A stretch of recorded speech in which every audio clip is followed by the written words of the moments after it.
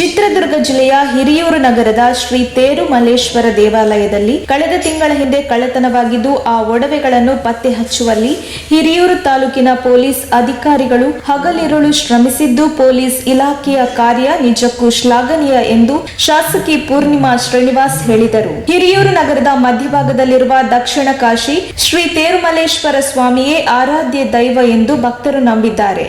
ದೇವರ ಒಡವೆ ಕಳ್ಳತನವಾಗಿರುವ ಘಟನೆಯಿಂದ ಎಲ್ಲರಿಗೂ ನೋವಾಗಿತ್ತು.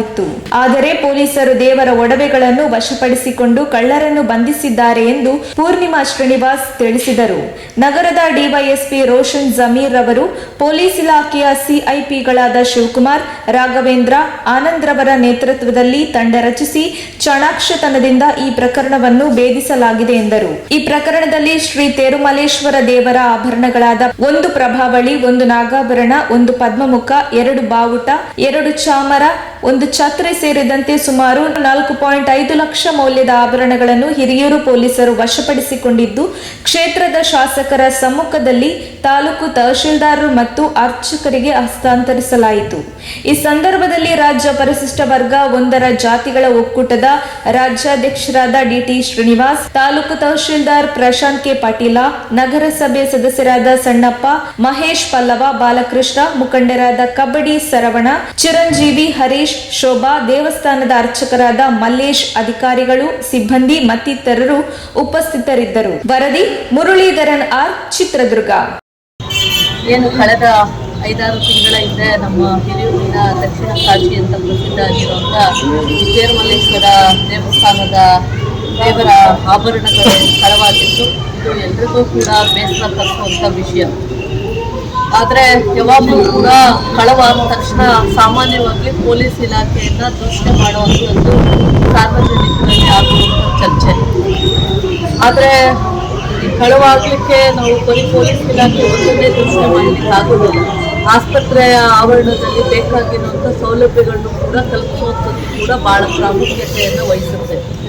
ಆ ನಿಟ್ಟಿನಲ್ಲಿ ಇಲ್ಲೇನು ಬಾಗಿಲು ಸ್ವಲ್ಪ ಸರಿ ಇರಲಿಲ್ಲ ಮತ್ತು ಕಳುವು ಮಾಡಲಿಕ್ಕೆ ಕೆಲವು ಅವಕಾಶಗಳನ್ನು ಕಳ್ಳರು ನೋಡಿಕೊಂಡಿದ್ದು ಅದರ ಆಧಾರದ ಮೇಲೆ ಅವರು ಕಳ್ಳತನವನ್ನು ಮಾಡಿರುವಂಥದ್ದು.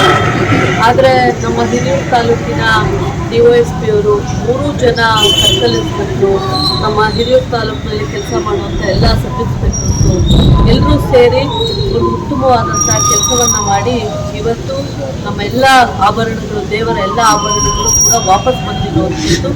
ಅದರಲ್ಲೂ ವಿಶೇಷ ತಹಸೀಲ್ದಾರ್ ಹೇಳಿದ ಹಾಗೆ ಆಭರಣಗಳು ಕಳ್ಳತನ ಆದಂಥ ಸಂದರ್ಭದಲ್ಲಿ ಅಷ್ಟು ಪ್ರಮಾಣದಲ್ಲಿ ಪೂರ್ತಿ ವಾಪಸ್ ಬರೋದಿಲ್ಲ. ಆದರೆ ಬಹುಶಃ ಈ ಭಗವಂತ ಮತ್ತೆ ಸಂಪೂರ್ಣವಾಗಿ ಎಲ್ಲ ವಾಪಸ್ ಬಂದಿದೆ. ಹಾಗಾಗಿ ಮುಂದೆ ಬೇರೆ ದೇವಸ್ಥಾನಗಳು ಕೂಡ ಬಂದಿದೆ. ಹಾಗಾಗಿ ಮಸ್ಕಲ್ ದೇವಸ್ಥಾನ ಕೂಡ. ಹಾಗಾಗಿ ತಹಸೀಲ್ದಾರ್ ಅವರು ಇಲ್ಲೇ ಇದ್ದಾರೆ.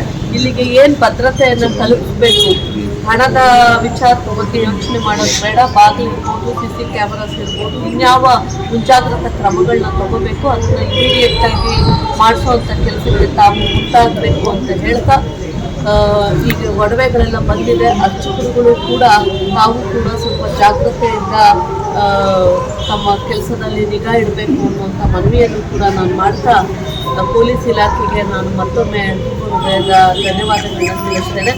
ಮತ್ತು ನಗರ ಭಾಗದಲ್ಲಿ ಅಲ್ಲಲ್ಲಿ ಕಳ್ಳತನಗಳಾದಂಥ ಸಂದರ್ಭದಲ್ಲಿ ಪೊಲೀಸ್ ಇಲಾಖೆಯವರು ಜಾಗ್ರತೆಯನ್ನು ಕೊಡ್ತಾ ಇರ್ತಾರೆ.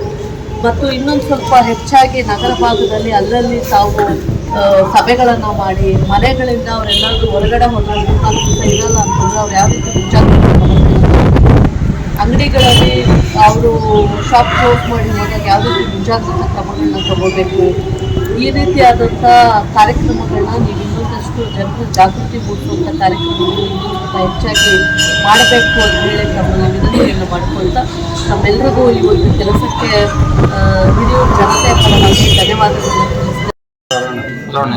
ಆಗದೇ ಇರೋ ಹಾಗೆ ಬಾಗಿಲು ಕ್ಯಾಮರಾ ಸರಿ ಮಾಡಿಸೋದು ಜವಾಬ್ದಾರಿ, ಡಿಲೇ ಆಗಬಾರ್ದು.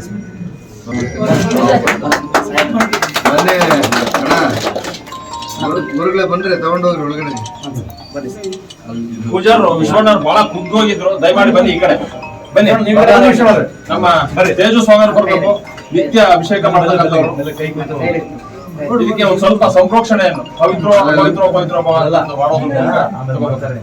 ಅದು ನೀವು ಮಂಗಳಾರತಿ ಕೊಟ್ಬಿಡ್ರಿ, ಆಮೇಲೆ ಮಾಡ್ತೀವಿ. ಶುದ್ಧಿ ಮಾಡಿ ಶುದ್ಧಿ ಅಭಿಷೇಕ ಮಾಡಿ ನೀರಿದೆ ಓಕೆ.